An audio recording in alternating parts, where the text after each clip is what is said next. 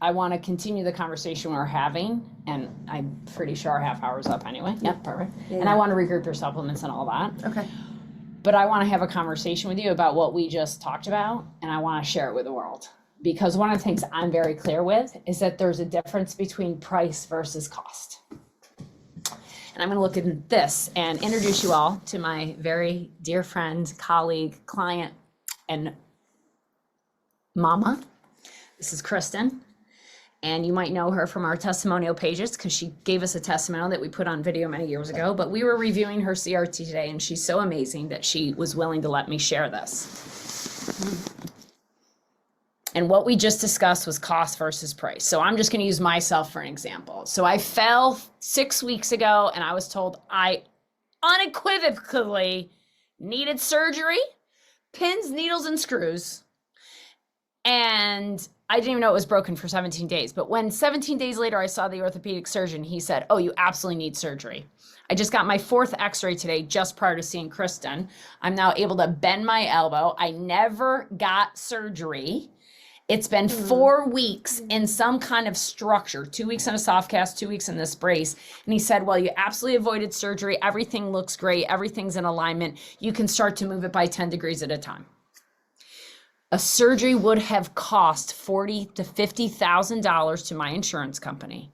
This entire experience out of my pocket has cost me $2,500 for 4 surgeries. 4 x-rays, 4 appointments. This brace costs $400 and a lot of patience and time and understanding. And then I've been unwinding it. So what we were talking about was the infamous amalgams. And when we met Kristen, she came in with her kids for allergies, I want to say. Yeah. Severe shellfish allergies. Yeah, but Patrick being on Zyrtec and him not being the boy that I knew the next day, knowing that that medicine was left over in his body, it was changing him, and it was not the right way to go. Yeah.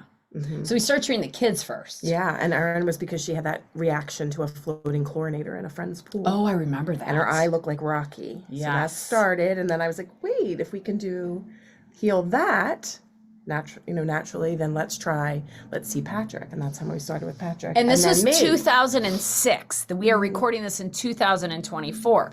And so then it was a few years later that you came in, you're like, hey, my eye leaks all the time. Yeah, eye stabbing pain in the middle of the night.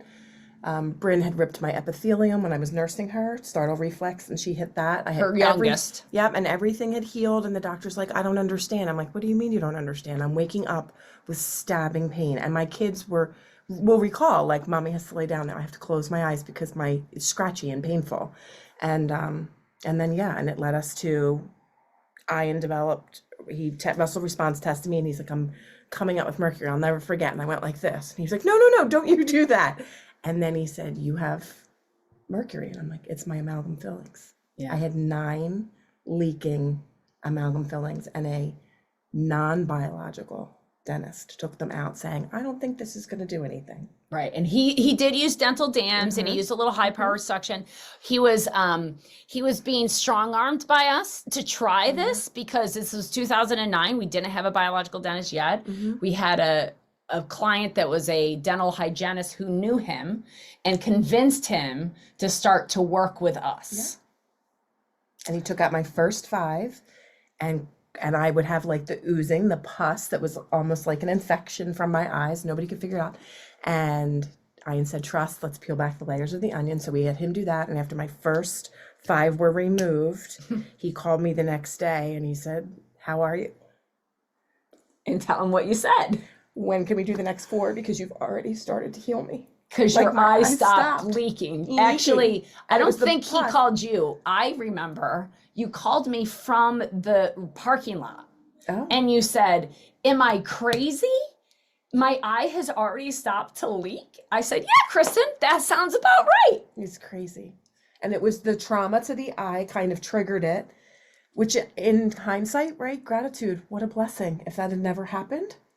Such a good I would have never ever known perspective. Yeah, exactly. I would have never ever known that any of that was in me and had to come out. That's right. That's a good point. Yeah. And why I'm recording this is because she's been doing contact regulation thermography with us since 2017, I think is when we started doing these. So this is a full body assessment with using a probe on the skin to test the temperature of 128 points of the full body. That gives you a graphical representation of how the body, where is the one from today? I don't know if we had it here.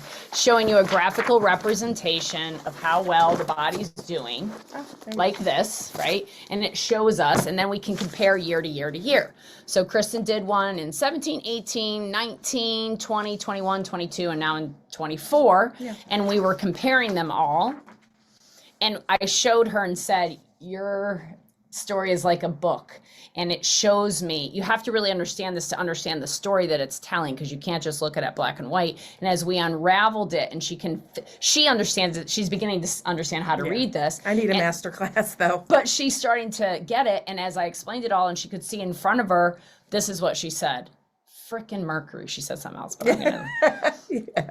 Mercury, really? And then she said, who would have believed it? And then talk about dentistry and what you talked about. If you're like family, you don't have to go into detail, but just how. Oh, so I have just even family members that practice more holistically and those that do not. And so even most recently, I was sharing that you should not be using fluoride in your toothpaste, and to try Wellness or try Burt's Bees, whatever that doesn't have fluoride. Wellness C, which is Katie Wellness Mama's toothpaste. I just ordered or from her. Revitin or whatever, some natural toothpaste. And my without fluoride. Right. And that my you can eat. one niece who's very receptive said like, oh, this is what I'm doing. This is what I'm trying. And I basically said I've been going through years of working on things because of dental health. And I said, your health is in your mouth. Like, don't always remember your health is in your mouth. Who would have ever thought? That's right. And you have to question. It's not just about what's going in. My son was due for a filling, and he knows. They all do. No amalgam, and don't trust. I'm putting white composite. Well, what's in the white composite? Yeah. Who's making it and what's in there? Because now the new thing is that you could potentially have BPA in there, which we don't want it in our water bottles, so we most certainly don't want it in our mouth. And logically, the fact that people are still even using amalgam, when we talk, you just think about how you're supposed to dispose of mercury batteries, or years ago when we used to have the mercury thermometers and you were fearful of you can't break it because of mercury, but we were dumping it in our mouths. And so for mine, it was leaking. 9 of them were just leaking in my body. He said they're so broken down. And may I share what we've seen? Yeah. So her thyroid has been struggling. She has a family history of thyroid. She doesn't test as any thyroid issues on blood work, but on CRTs, her thyroid should be warm and warming, and it's been cold and cooling ever since. However, what I see is all the rigid regulation, all the mercury was stuck up in her head and her nervous system, and she could see that. And now it's finally out of the nervous system. There's a lot of allergy and toxicity evidenced in the corpus of her body, which is the majority of her body, her tissues. But as we've continued to work her fascia and her lymph, and she's done a lot of this work at home, she's one of the most compliant clients we have. She really does the work, and she comes to the office and gets like lit up a little bit, like accentuated a little bit here. And she continues to dive into the emotional component. She's diving into the fascia, the lymph. And because of that, physiologically, from her test from 2017 to 24, she looks physiologically younger. She's regulating better today at her ripe young level of 52. That's what my son calls it. I'm at level 50. She's at level 52. And 7 years ago, you were at level 45, and your physiology was worse at 45 than at 52. Mm-hmm. And the other thing I want to mention is price versus cost. So when Patrick went to the dentist and you got the bill because you got informed, you were advocating for Patrick with Patrick, teaching him how to do this as a young 20-year-old young man, and got him educated about what the material was. Then you got a bill. And then tell him what happened. Oh, so the comparison was from the insurance company. Yes, this is what we're going to pay for what was put in based upon what an amalgam filling would have cost. And I jumped through the roof thinking, at first glance, oh no, they put amalgams in, and it wasn't. It was just that was what the insurance company was willing to pay. So the insurance company only wants to pay for the amalgam. You have to pay out of your pocket to get the additional. And do you remember what it was? A couple $100, a couple $1,000? No. Wasn't $1,000. No, and it might have even been that my dentist accepted what was paid. Whatever was paid by insurance yeah, company. So if let anything, me ask you $50, this. $100. Was it worth, let's say it was $1,000. With given what you've been through for the last 9 years, was it worth $1,000? Amen, wholeheartedly. And that's what I'm saying. There's a cost to everything, but there's a price you're paying that you don't know about. Or look at it the other way. Whatever the price is, what's the actual cost? Because those mercury fillings that were put in your mouth were covered by an insurance company. You had 9 of them over the course of years put in your mouth. But the cost to her physiology is what we're trying to prevent when you guys start to understand this. And scars. What have you noticed since you started treating your scars in a different way? Oh, well, they're blocks. They're blocks in the body. So we've injected and we've had them treated, and and what have you one of the noticed stepping stone for your body? Oh. And it's okay if you haven't noticed the scars. I'm just curious. Well, there's so much work being done, but there's the what were we talking about? The regulation, right? Yeah. It's improving the regulation overall, which is the goal ultimately. So Do you feel like you handle pressure of life better? Physical, mental, emotional stress? and actually recently I've had people comment like, wow, look at how you look. Like, look at your skin. Look at you just look good. And I'm like, it's working. And there's a lot of digging deeper, right? But it's all good. It all has to come out. It all has to be worked on. And so Chris and I have another thing in common. We're both married to men that were in the Army and combat ranger medics. And so we have a lot in common. And one of the things we've discussed is that the sympathetic versus the parasympathetic, right? So sympathetic has a bad rap. It's not a bad thing. You want the body to go into fight and flight and survival when need be, right? But we're really cued into that because both of our husbands have had some post-traumatic stress in their lives. So we're very cued to what experiences can do to your life and how it can put you in a certain position. And would you say that your body has also been in sympathetic, how even though you've never been in the service? Oh, yeah. And if we look back, but even how I used to describe it, I would say that I would lay down and my body would go into, I was fine while I was up and moving because I'm going. But as soon as you lay me down and you want me to go into parasympathetic, I couldn't do it because my mind and everything else started going. And that's so much better than it used to be. And I will say the same, that I don't want anybody to misunderstand. If you're dealing with real post-traumatic stress from seeing shit, you should get all the help you need, and please call us. We are here to help you. That said, what I'm trying to get everybody to understand is that most people live like as though they're in PTSD because their regulation is so askewed from the pressure of actual just regular life. Pressure of keeping up with the Joneses, pressure of, did I do this? Am I busy enough? Do I have enough in retirement? Did we say thank you to the people? Did we go to church? All the things that we put in our brains of what we have to do or what we should do.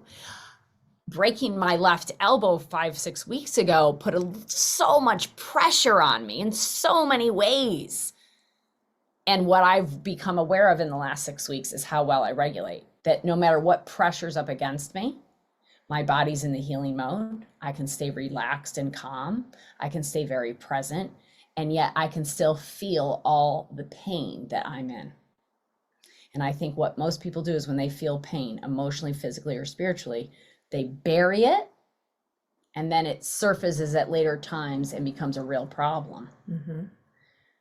Could you give your rendition of pressure that you've dealt with since 2017? Well, actually 2009 when we met, and today, and then we'll end, but I appreciate, and I'm putting her totally on the spot. Yeah, I don't know where you want me to go. That's my I don't want you to go anywhere. I'm just curious. like pressure, life is pressure. Yes. On a scale of 1 to 10, when I met you in 2009, you had 3 little kids, your husband's a serial entrepreneur.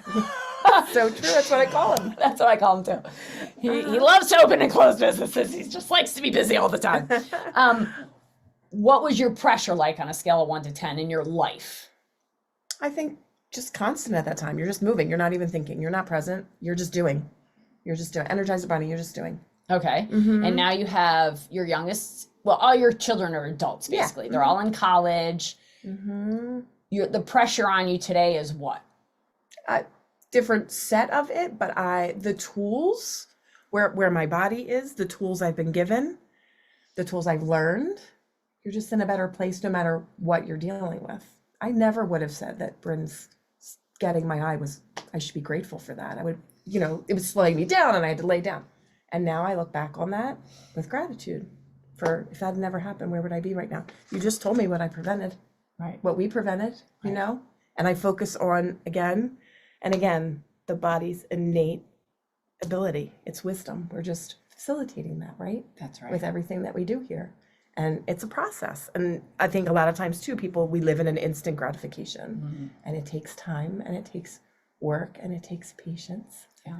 And just being present. I also became a yogi, right? Totally right. different from the Workout, hit heavy, workouts, yes. and I've got to be sweating and dripping and whatever. I do my Peloton, I do my yoga, I do my walking. I've changed. Change is good. So even though you might have the same amount of pressure, like a 10 pressure, I mean, you guys have lots of stuff going on still. Always, yeah. I feel like that's life. Life is chaos, right? But you're able to process it all better. And so here's the last question. What is your quality of life from 2009 versus 2024? Yeah. Light years ahead. And where does that come from? Where does it come from? Where does that quality of life come from? My heart. From my heart to yours, I truly love you. Thank you for everything you've taught me. Thank you. For being such an amazing testament and disciple to truly surrendering to this medicine and to this love that heals us, that's inside of us, that healing energy. I have said from the very beginning, you are a gift from God for me and for my family. So are you. And so are you. And you can all do this. If you resonate with this, as this makes sense to you, please look into this work and understand how your body is a self-regulating, self-healing. It is not an autoimmune disease. It is a self-healing life you're in. So let's teach you how to self-heal your life and have a quality, free life. Free. So you know how to advocate and how your body works and how you can upregulate your body to live free, joyful, and even with all the pressure up against you, present. Thank you.